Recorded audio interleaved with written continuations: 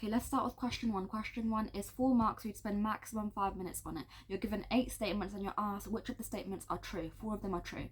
The statements are in chronological order of the text. That's something to bear in mind so you can match the statement to the point in the text so you don't get confused. Be careful not to get caught out because sometimes they'll use similar wordings in the statement but then they have a different meaning. For example, they could say that the person hadn't slept for weeks, but then in the text they could say something like the person has slept well the whole week. So the word week, the use of the word week may cause some students who quickly read the text to get caught out by that. So just bear that in mind and be careful. Make sure you're double checking to make sure you're not misinterpreting the statement and then putting it as true when it's false. Make sure you're checking each statement as well, because you may find 4 statements that you think are true and then put them as true, but then you may, neglect the other statements. But then if you were to see the other statements, you may realize that the one that you put earlier as true may actually be false. So make sure you're checking each statement so you don't get caught out like that. Question 2 is 8 marks, so you'd spend maximum 10 minutes on it. Question 2 is about summarizing the similarities and differences between source A and source B. So what you do, if the question is about differences, just as an example, you'd find a point of difference between the 2 sources, you'd find quotes to back up that difference, and then you'd make an inference. So you think,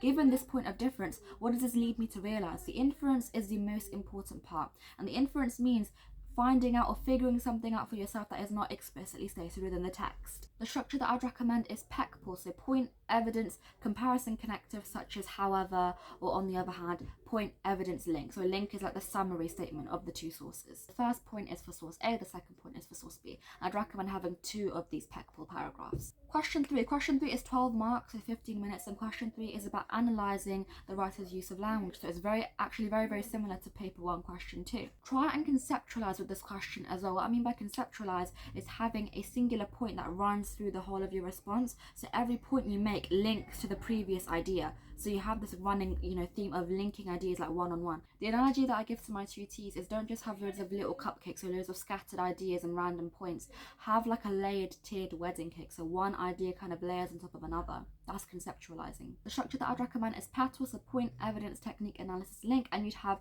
2 to 3 of those PETAL paragraphs.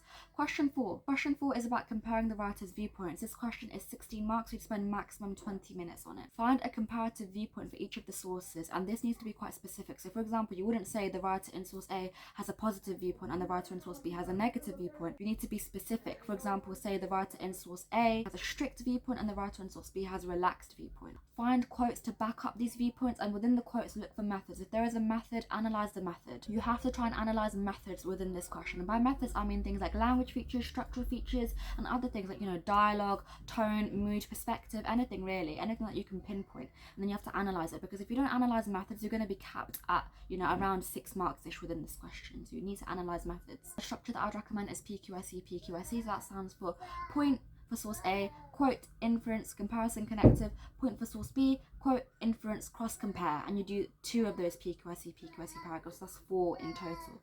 So PQSE, and then PQSE. Question 5 is a creative writing piece, and this, instead of it being descriptive like in paper 1, it's persuasive and informative in paper 2. There are 2 things you get marked on within this question. That's content and organization. So the main things you have to look out for is structuring it well, having fluently linked paragraphs, using ambitious vocabulary, and also having a convincing and compelling voice and convincing and compelling tone throughout. And how to achieve that would be by looking at 3 things. There are 3 things you have to look out for within the question. The audience, so who is the response targeted towards? Is it your parents, your teacher, a friend, a local authority? And you need to be paying attention to the audience to actually have a convincing tone of voice. For example, the way you talk to a local authority like a council member would be very different to the way you talk to your friend. The purpose, so this is the command word within the question. For example, argue, persuade, explain, instruct. And finally, form. This is the formatting of the question. So for example, letter, essay, speech, article, and you have to pay close attention to the format as well. For example, if it's a letter, you need to have the correct salutations,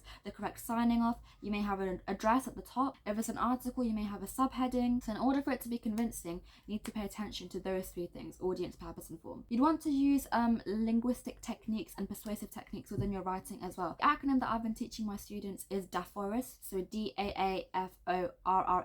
That stands for direct address, anecdote, alliteration, facts, opinions, rhetorical questions, repetition, emotive language, statistics, and triples, also known as the rule of 3. It's 40 marks, so you spend a maximum 45 to 50 minutes on that question. Okay, and that's all my advice. If you have any questions, you can leave them in the comments or you can email me. My email is in my channel bio. Good luck with your exams, you got this, and yeah, bye guys.